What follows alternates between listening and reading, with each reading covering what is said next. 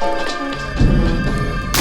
Sony Zeiss Batis 40mm 2.0 CF lens. Zeiss calls this their versatile lens. But is it just a luxury lens? Let's find out.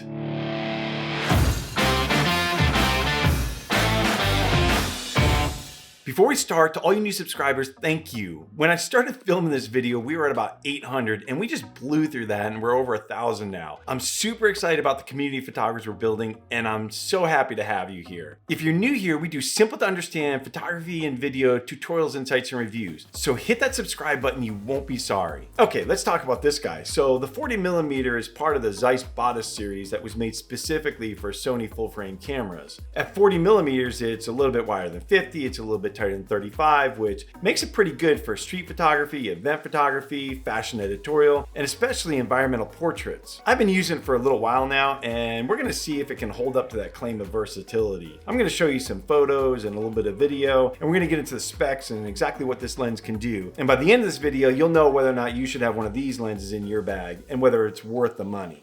First of all, the build quality is solid and well balanced on the Sony body. It has that signature Batis smooth curved metal casing, but it's compact and light, weighing in at just 0.8 of a pound. I actually like the lens hoods of the Batis series. Some people complain that they're made of plastic and you're putting them on a metal body, but I find that it fits well with the form and it does a pretty good job of preventing sun flares and streaks across your images. The focus ring is rubber, just like the other Batis series lenses, and it has a nice grip, though these do tend to track some dust and lint on them, which can be a bit of an annoyance. That said, it has a smooth and firm feel to it, and it does the job really well. It has a 67mm filter thread like most of the other Batis lenses, which is convenient and cheaper as 67mm is on the smaller side of filters.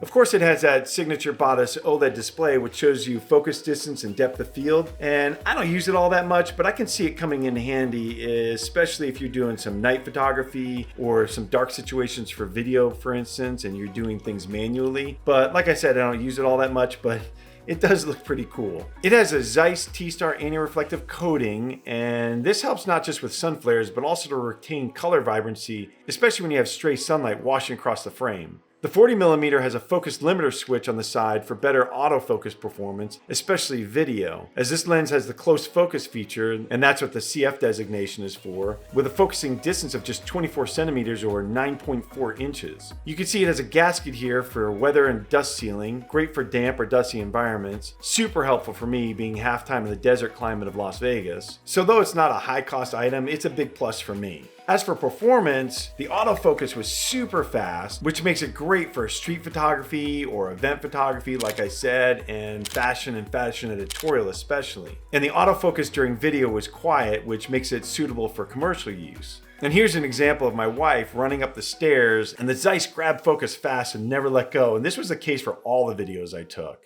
I found the photos were super sharp with that Zeiss micro contrast technology as you hit the sweet spot of f2.8 to f11. It's a little bit softer on the widest and narrowest apertures, but that's to be expected. All in all, I have to tell you, I really enjoy having the extra width of the 40mm, and I find I'm not even grabbing my 50mm anymore. And I never really liked the 35mm focal length personally. I mean, I'd rather have the 24 or 25mm length for those fashion or editorial shots and really exaggerate the frame. But like I said, this is a lens for a particular user, especially when you take the cost into consideration. At $1,300 retail, it's hard to justify for most users, and I get that, absolutely. But if you're willing to forego the 50mm and you could use this instead, then I think you might really enjoy this lens, especially if you already have some of the Batis series. If you have the 25 or you have the 85, this fits right in the middle and it'll eliminate you having the need for a 50mm. And if you're into video, well, having the close focus of this lens gives it something really unique for you,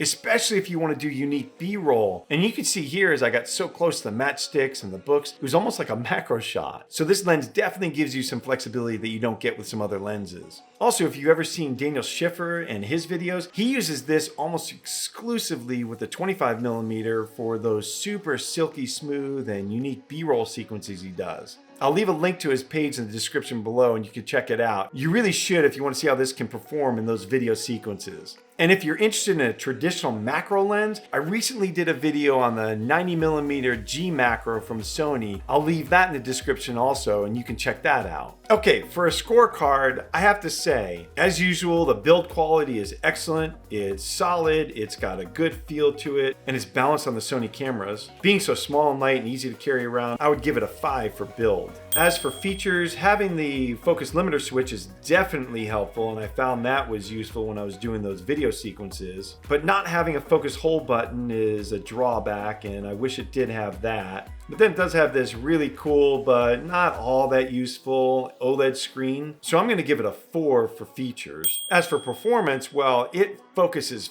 fast. As fast as any of the Sony native lenses I've found. It's super sharp. It's got the Zeiss micro contrast technology, which I happen to really like. And I really like the way these Batis lenses render colors. So I'm gonna give it a 5 out of 5 for performance.